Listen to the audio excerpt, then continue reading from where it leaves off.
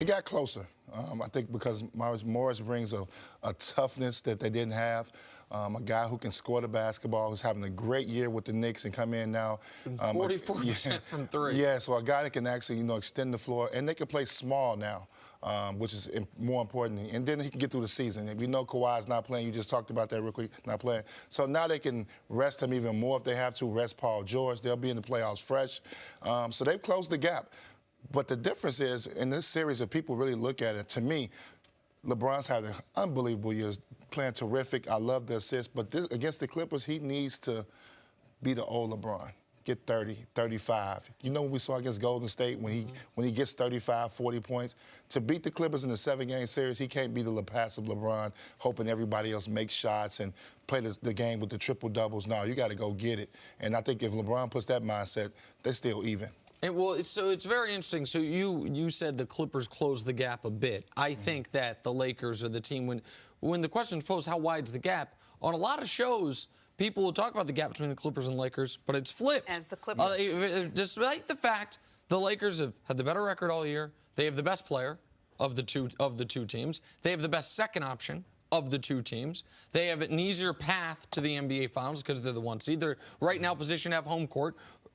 Despite all that, people have been trying to speak into existence LeVar Ball style. No, the Clippers just must actually be better than what we've seen up to this point. And it's very interesting if you're on NBA Twitter, the reaction Saturday night. The Lakers got more criticism on Saturday for a narrow win over Golden State than the Clippers did for getting blown out by a team that hadn't won in a month in Minnesota. And by the way, that was a game Kawhi was playing. That wasn't his weekly rest game. He actually played, and they got beat by what? What'd they lose by 30 in that game? I'm sorry, 27 points. Let me give them full credit. Listen, the Clippers are a very good team, but they did not address their biggest issue at the deadline. Their biggest issue is the lack of a rim protector. The Lakers didn't address their biggest issue at the deadline, which is another ball handler aside from LeBron. The distinction is this.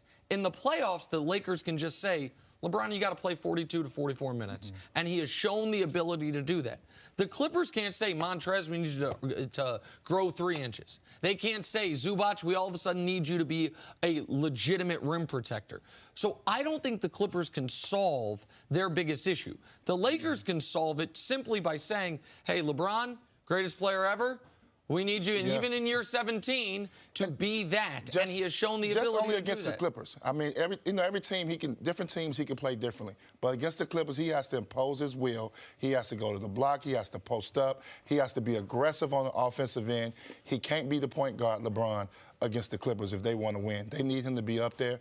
And obviously, I disagree with you a little bit as far as ball handling. I just think LeBron James hasn't given the Rondos, the Avery Bradleys, those guys an opportunity to really handle the basketball. He's been real dominant, even more so, I think, this year than before in the past, where his ball handling, where he's given a little to Kyrie and allowed Kyrie to make plays. He hasn't did that a lot this year with these guys, whether or not he doesn't trust them or he's just in that mode right now where he feels like he's trying to do something that he hasn't done in his career, and that's lead the league in assists. What does it say about the Clippers that despite whatever they've been going through, there was some discontent earlier on. There were injuries they had to deal with, no real chemistry because Paul George started late and Kawhi doesn't play that much. All of that, they're still kind of right there on the Lakers' heels. Yeah, Does that really, surprise really you? good. No, because they've got 2 of the 12 best players in basketball. They've got a good, maybe it's a touch overrated, but a good coach. Lou Williams is extraordinary at his job. You have guys that know their roles. Listen, just because I don't think the Clippers are the best team in basketball, just because I want to trust the evidence we have of the 53 games, 52 games, depending on how many you've played, doesn't mean I don't think they're a good team. But I do think they are judged by a different standard than the team in the same city in the Lakers. When the Lakers lose, we talk about it as if, okay, what is wrong with them? When the Clippers lose, even that loss to Minnesota is horrifying. They lost to Minnesota. You cannot understand Minnesota hit 25, 26 threes. That was, but everyone told me, the Clippers are going to be a dominant defensive team. You just let Minnesota score a $142. D'Angelo wasn't even playing yet. And we just, again, okay, who cares?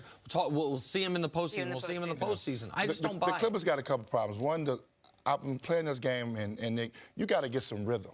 And Kawhi Leonard, to me, is killing himself not getting any rhythm. Playing one game, sitting out two, playing one game. I don't care who you are.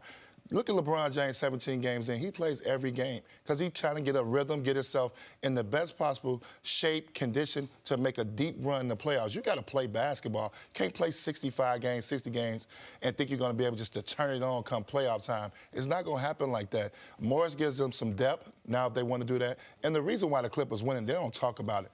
Lou Williams and Montrezl Harrell are having career years. I mean, Lou Williams has been consistent throughout his career, but they're playing great basketball. Pat Beverly's been consistent when he's on the floor. So they're getting great play from other players. But the two main guys, they've been good, but they haven't been great. They're not up for MVP. You know, they're not like, killing the league. So they got to improve as far as getting Kawhi on the court, getting him into a rhythm where he's playing basketball more. Stop the load management if you want to win a title, because anything can happen. They're not going to stop the load management. And the Clippers right now would be potentially facing Houston in round one, facing Denver in round two on the road, and then if you get through them, facing the Lakers in round three. And I understand there's no travel for that series, but if the Lakers-Clippers play each other, those are 7 home games for the Lakers. Laker fans are going to buy out that building, which is another issue the Clippers, now there's nothing to do about that, another issue the Clippers are going to have to deal with. I feel like there is this, it's so odd what's happened. Kawhi, because of his sensational playoff run last year, which, by the way, he trailed off in games 5 and 6 against the depleted Golden State Warriors, but he was sensational in round 2 against the Sixers. He was excellent in round 3 against the Bucks, and he was great in games 2, 3, and 4 against Golden State when Toronto took control of that series. But we give him more of a benefit of the doubt for what he's going to do in the postseason than LeBron James, who the last time we saw him in the postseason, after playing all 82 games, hit 2-game winners, had 2 dominant Game 7s, and averaged 34, 9, and 9.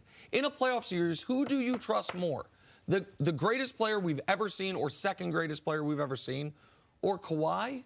To me, that's not a question. No, it's not a question. It's LeBron James right now. You still got to trust him. And everybody had a tough last couple of weeks, and we're trying to put a grade and say, oh, the Lakers are back to the pack. They're still playing great basketball.